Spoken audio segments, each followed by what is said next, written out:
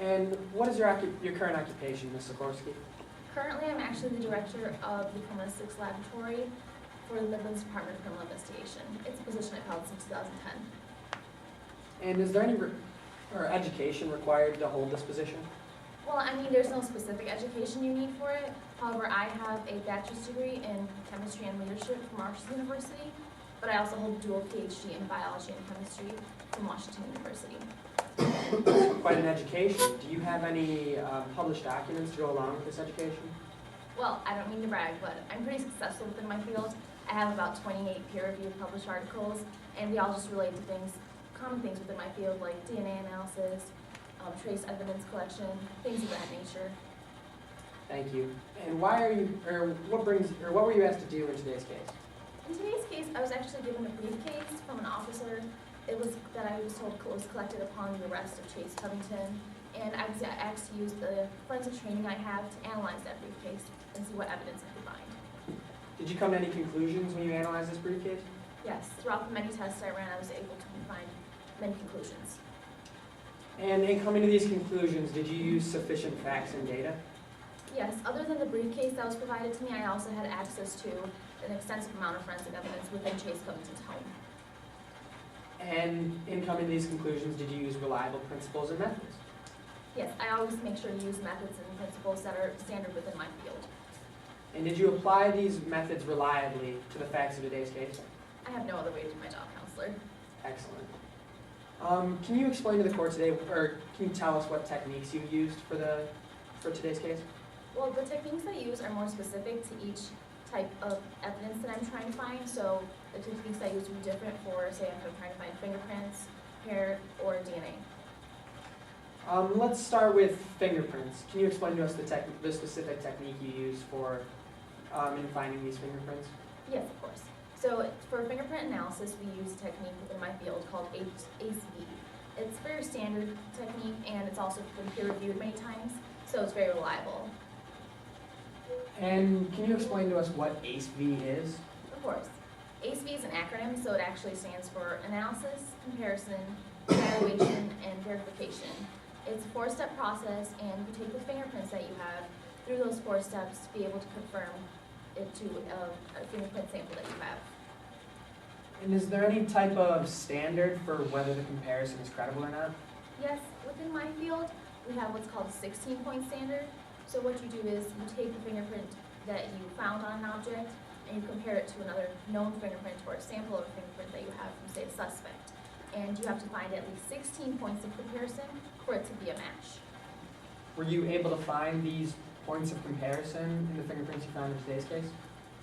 In today's case, on the briefcase that I was given, I actually found 6 fingerprints in total. And for each of the 6 fingerprints, I was made sure that I found at least a 16-point match for each of one. Can you explain for the court today where you found these fingerprints? Of course. The 6 fingerprints on the briefcase were located on the exterior of the briefcase. There were 2 on the right and left side edges, there were 3 on the handle, and there was 1 on the right side latch of the briefcase. And what other techniques did you use for the exterior of the briefcase?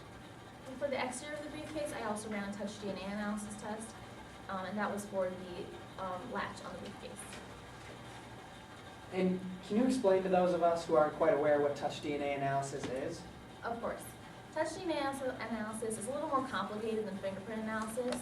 So basically, as humans, we have what's called ridges and furrows on the pads of our fingers. And when we touch an object, so say if I was to touch this chair, it leaves behind a pattern. And what we do, forensic analysis,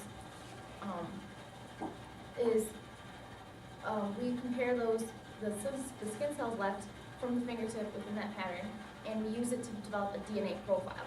We then compare that DNA profile to the profile of a known suspect. And would you say that this technique is a credible technique?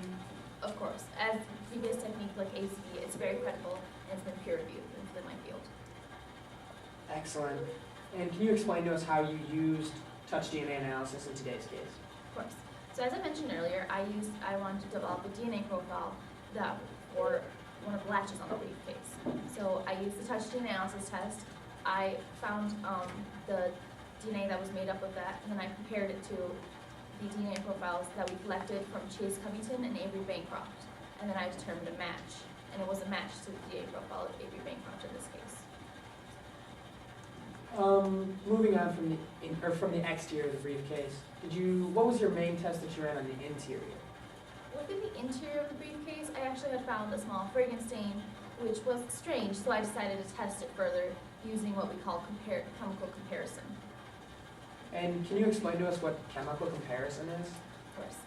Chemical comparison is a test that what we use, within that test we use a specific method called GCMS testing, and what this does is measures the chemical composition of a sample, or in this case the fragrance stain on the briefcase, to another known sample.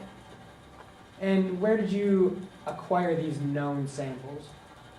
For the fragrance stain, since I wasn't positively sure that was a fragrance, I actually acquired fragrance samples from the homes of Chase Covington and Avery Bancroft. And were you able to find a match between the samples you acquired and the sample inside the briefcase? Yes. So between the samples that were acquired and the samples in the briefcase, I was only able to positively identify the fragrance stain as coming from the home of Avery Bancroft. It was actually similar, it was actually the perfume that I found in Avery Bancroft's home called La Nuit Dioré. I believe it's a French perfume. My French is a little rough. That's quite all right. And would you say that this is an accurate test? Of course, using GCMS testing, we can be at least 95% positive that it was the same fragrance that was found within the interior of the briefcase. And what was your overall conclusion in today's case? Throughout today's case, and then throughout my investigation, all the forensic evidence I found did point to the conclusion that both Chase Covington and Avery Bancroft had come into contact with the briefcase I studied in today's case. Thank you, Your Honor. No further questions.